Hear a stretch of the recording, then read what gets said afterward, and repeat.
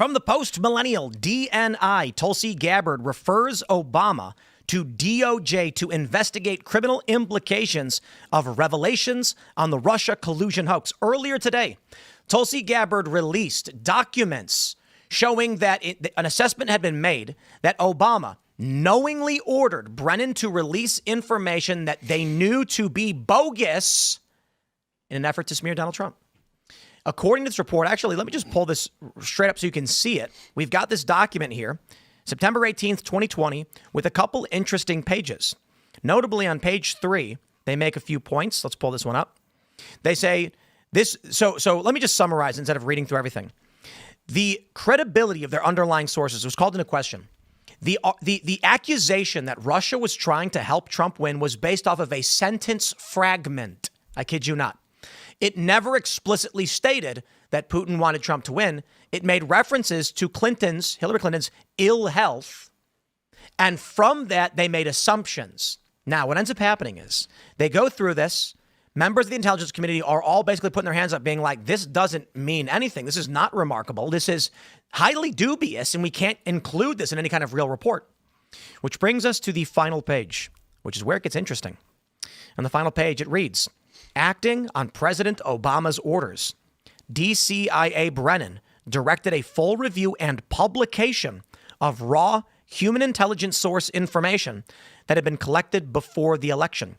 CIA officers said that some of this information had been held on the orders of DCIA, while other reporting had been judged by experienced CIA officers to have not met long-standing publication standards. That is, they had this potential tidbit from a human source that was a sentence fragment and didn't prove anything and barely insinuated anything. They passed it around. Many of the individuals in the intelligence community said, this is nothing. Why are you showing me this? And then Obama said, publish it anyway. So that's just a small tidbit. Additionally, in these documents, there's evidence that Russia actually wanted Hillary to win. They viewed her as sickly and thought that if she were to win, they could take advantage of that. Now we have this story. Now, let me just stress, as we go through this is interesting. Many have said this is a distraction because Tulsi didn't say we've sent Obama this information for a criminal referral. She said to investigate criminal implications, which is like, why the weird word games? I don't know for sure. At the same time, the corporate press is running the story that Trump is named in the Epstein files. And the House is blocking this. I spoke with Thomas Massey, and he says that Speaker Johnson doesn't want this vote to come to the floor, and that people were thanking him, somewhat facetiously said this, because they're basically getting an extra day off before they go on August recess. Now, I don't know what's going on. I can tell you this. The center of power of the Democratic base, the establishment, the Uniparty, is accusing Donald Trump through the corporate press and Democratic politicians of being a child sex trafficker partying with Epstein. The sitting president and his director of national intelligence, they are accusing a former president, of engaging in treason against the United States, for which the crime is punishable by death. I don't know how much further this could possibly escalate in the political space. What do you guys think?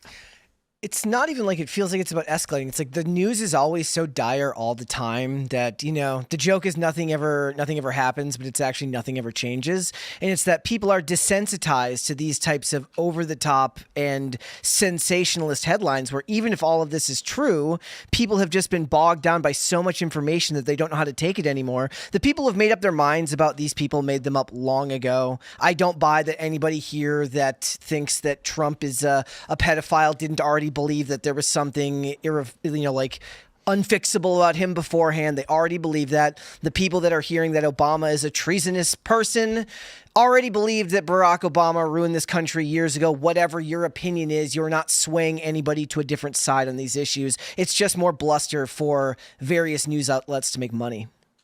Well, I mean, I don't think that the motivation is to make news outlets profit, do you?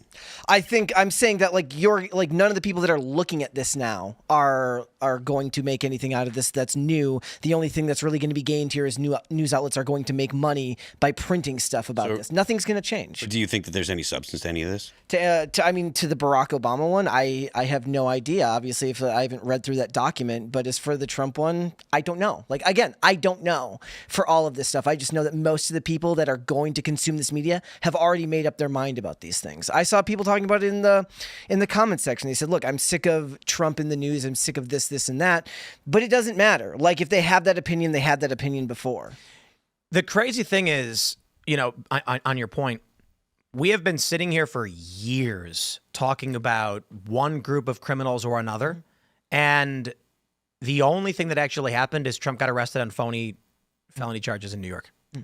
And then nothing happens. Nothing changed. He became president. But then nothing changed because he became president. Like, if he didn't become president, they would likely have continued prosecuting. Indeed, the sentence, the appellate court is holding their sentence right now.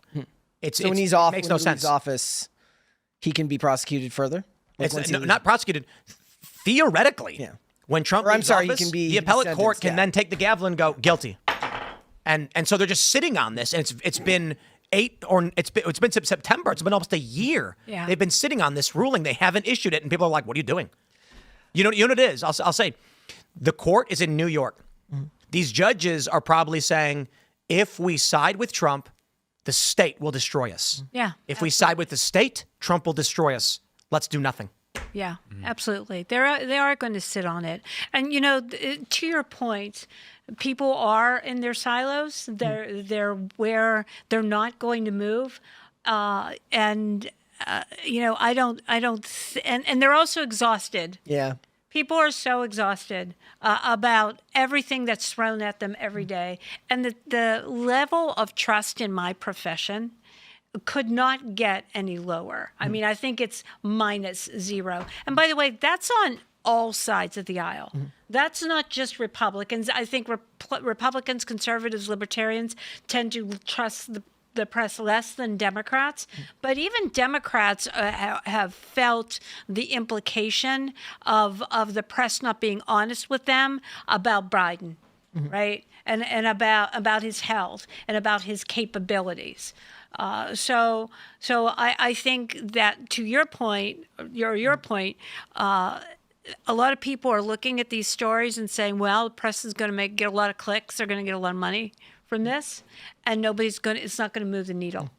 Phil, what do you think about this? What is your opinion on between the Obama story and the Trump story? Well, do you think there's substance to them? So the Trump story, when it comes to like Epstein stuff, like, it's all stuff that's actually out there already. So it's the media is trying to put stuff out, I think, because they're trying to associate Trump with Epstein as much as possible. Being in the files, not being on the client list, being as different things. And well, no, I mean, just the pictures, the new picture that came out. The 93 wedding photos. Yeah, so like it's like, yes, everyone kind of already knows that Trump and Epstein were friends throughout the 90s and into the aughts. 2003. Yeah, so and then Trump said, this guy's... Yes, but were they friends, or was it that Epstein was in the social circles of New York and bounced around? That's it. That's a very New York thing. Yeah. It's sort of an association.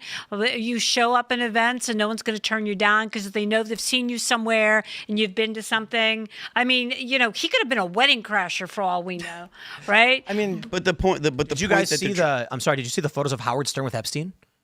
No. Yeah, they have pictures of Howard Stern hanging out together with Epstein. It is, and I want to clarify that they're in the same room at Trump's wedding. Ooh. But you see how phrasing can manipulate people's expectations. And it is media framing, because when the first documentaries came out about Epstein after all of this stuff break after suicide, there was a Hulu documentary and then there was like an Amazon Prime documentary. Don't quote me on the second one. And both of them used the pictures of Epstein and Trump as the cover of the documentary, because that's a way to frame the story a certain way that's beneficial to a particular political affiliation, right? Right. But absolutely. But again, like these days, I think just the amount of evidence people would need. There would have to be video. Okay, this actually won't exist in 5 years, but there would have to be video evidence of the crime, and even then, somebody's gonna be like, "It's fake." At this point, it's all AI. Nothing. Like nobody's people that have already made that, like you said, the people that have already made up their minds have made up their minds. Yeah. And I don't think that whether it be video evidence, new pictures, testimony, someone swears they were there, people coming out saying that they were raped by Donald Trump, none of this actually matters when it comes to the people that have already made up their minds. Right. They've definitely made up their minds. When my book, Butler, right? I was there when the president got shot. I'm on TV yesterday, and the interviewer says, Was he really shot? Yeah, insane. And I'm like, a man died. The bullets went over my head. I was 4 feet away from him. I saw the blood streak across his face. I will not entertain a stupid question. Also, Insane. I know more about the astronomer CEO than I know about Thomas Crooks, and that's Very real. concerning. Yeah. Well, that's kind of the thing. It's like everyone's waiting for like a smoking gun to be released, but the way social media works is any damning video or photo is on social media then 24 hours after the The story police breaks. themselves. So it's like it's not like there's really much out there that could be released. Everyone already kind of knows what's out there. It's just the way Twitter works. Yeah, I mean, like, Well, yeah, but as it pertains to Tulsi Gabbard, she's declassifying documents that show. Yeah. So on the Trump stuff, I get it. They could have released anything on Trump and Epstein at any point. Instead, they falsely accused them of rape. So I'm like, if they have to make up a rape story, I don't think they got anything on Trump and the Epstein files. Look, they had power for 4 years. If there was something in the Epstein files, it would have been out there. They knew for a very long time there was a problem with Biden. They knew for a very long time there was a problem with Harris. They also understood that Biden was always a fluke. And he was likely not going to win. So they wanted, if there was truly something in there, they would have released it just to do anything to put the hammer on Trump. Look at all the lawfare that they used against him. Well, I think I think the Biden admin didn't want to open the can of worms that was the Epstein files because they were confident that Letitia James was going to mop up the entire situation, and I think that was their game plan. why? Because What would be the justification if what would be the justification to not if they had the info? If they had the info, we're aware that they had the info. Why wouldn't they? Look, what's happening now is as soon as it gets brought up, it opens a huge can of worms. You have your buddies on there, you have your enemies on there. That turns into a huge situation where they were just confident they could just brush it under, have Letitia James mop it up, whoever the DA in Atlanta was. But say for Hillary Clinton, say for the Clintons, not particularly Hillary, but say for the name Clinton, there wasn't really a lot of people that were associated with Barack Obama or the Biden administration that have been implicated, correct? Not that I'm aware of, at least. But I mean, there's going to be a lot of donors on there, a lot of clandestine Hollywood buddies. assets. But this is just you're assuming, right? But the point that I'm making is you're assuming that they don't have that those people would be on there, but we don't have any kind of evidence of that. I know, it's just that's at least the perspective I see of why if there truly was something damning and they were insistent on getting Trump in jail, there is some names on there that would have created a huge mess for the Biden admin. Thanks for checking out this clip from Timcast IRL. Make sure to watch the show live Monday through Friday at 8 p.m. Subscribe to this channel, and we will see you all there.